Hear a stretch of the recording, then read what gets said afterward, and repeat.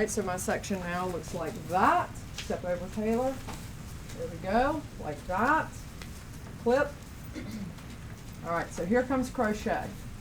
And I'm going to show you one melting piece in the back just for the sake of showing you. So go ahead, Alicia, and just mix up a little bit so I can just melt one section just to show you what melting is. Although this is not a melt highlight. Candy, yes. Do you normally take your sections the same like width every time? No. Depending on the head of hair? No. So sometimes I might take an inch, sometimes I might take a half inch, sometimes I might take 2 inches. If I was painting this beautiful blonde right here, I would take massive sections. You know why? Why? Because the more power in my lasagna, Lacey saw yesterday. I've known Lacey for a long time. She's an amazing painter. I did how many sections, how many pieces did I paint in that lady's hair? Like 6. Okay, 6 pieces. Yeah. Right. So in a case like that, I would do big pieces and only a few, because then it would look more important, right? If I was here, only a few pieces. So the answer to your question is some sections bigger, some sections smaller, depending on the haircut. Okay, so here's crochet. So crocheting is a V. So I'm going to come in and I'm not going to let that go. You see, I'm not worried about the ends yet. Not worried about the ends yet. Okay, like so, and like so. So I'm going to do one for this side of the class and the other for the other side. So you'll hear me call a term dry brushing. So after I have that product back through the hair, I will take my dry brush. Hold that, Alicia. Come towards me.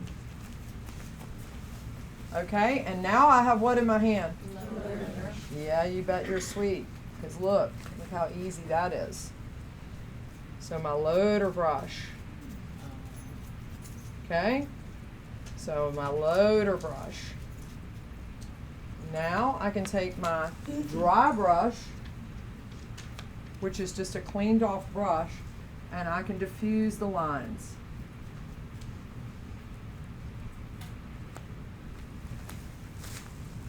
Like so. Watch it, Alicia, you're standing in front of them.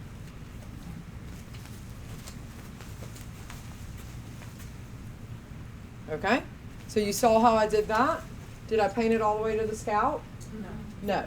Of course I did on brochet, because that is a single highlight. So if you're trying to mimic a foil, the brochet is a great way to go.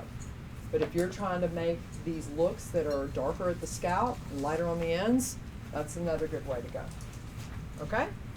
All right, so we're gonna keep moving in here. So I'm gonna do one for this side of the class. So nice and big strokes, nice and big strokes. And watch this. See, so if I pull my shoestring or my ridge this way, I really want to get on this ridge of the hair there. Then I'm going to pull it back this way, and I really want to get on this ridge of the hair there.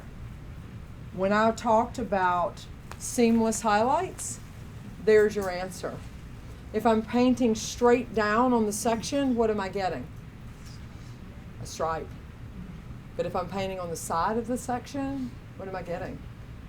Diffuse, seamless, soft. So that's a very important part, loader brush. So I'm going to take my loader brush and I'm going to come and really, really, really, really paint these ends.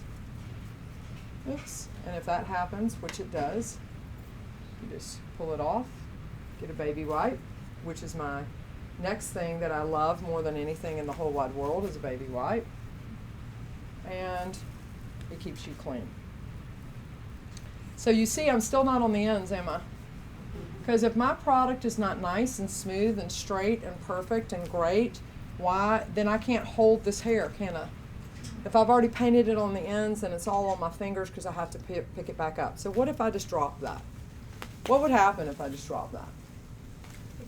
I just pick it back up. I just go back in and I just pick it right back up. But if I had product all over the ends, I couldn't do that, could I? No.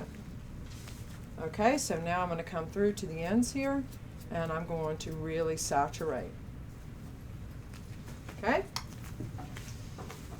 Reagan, come over for mixing, please, so that she can hold this for me. Okay, so now I'm going to hold that. I'm going to come in. I'm going to fly in. And you'll notice that a lot of times I will just lightly mix it. I got it. You'll notice that lightly when I hold the perforated plastic up, or the wrap, is what I'll do is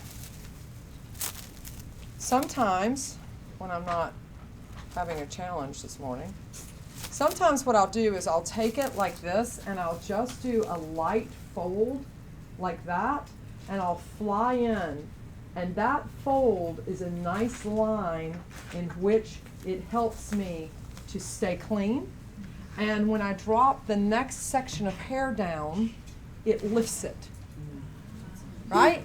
So that little ridge on that plastic can be helpful to me.